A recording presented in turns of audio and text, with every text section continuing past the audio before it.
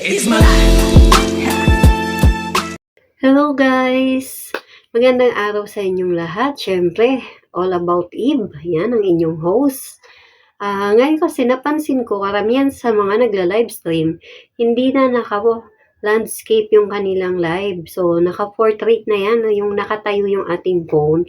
So, siguro yung iba hindi pa alam kung paano siyang iayos sa settings, no? So, yun, i-share ko ngayon sa inyo, paano ba natin gamitin yung advanced setting kung saan pwede nating mabago yung ating landscape na live stream at pwede na rin ditong mag-direct tayo na i-on yung ating ads. So, tara, samahan ninyo ako sa aking maiksing tutorial.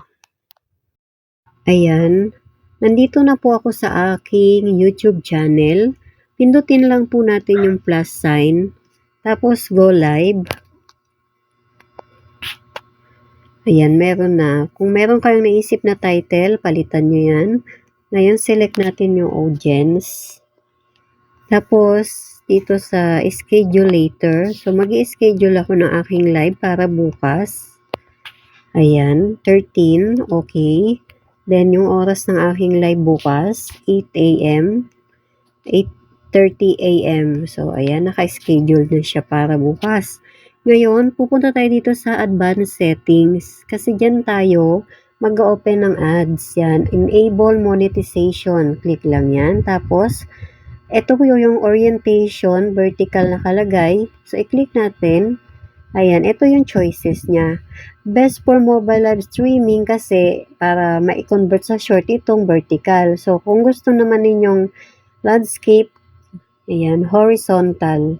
Kung hindi naman ninyo siya gustong gawing i-convert sa short video. So, ayan, okay na tayo dito. So, ini-next na lang natin.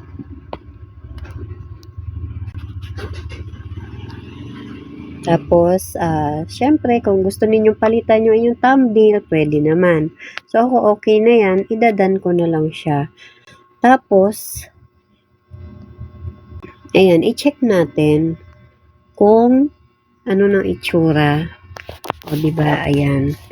So, pag ang phone ninyo naka-set up din, ayan, yung portrait ko is nakalock. So, i-on ko lang siya para auto-rotate. Susunod lang yung ating phone. Ayan. O, diba? Ganyan na siya, mga kapatid. Okay na? O. Diba, madali lang naman. So, i-go live nyo lang yan.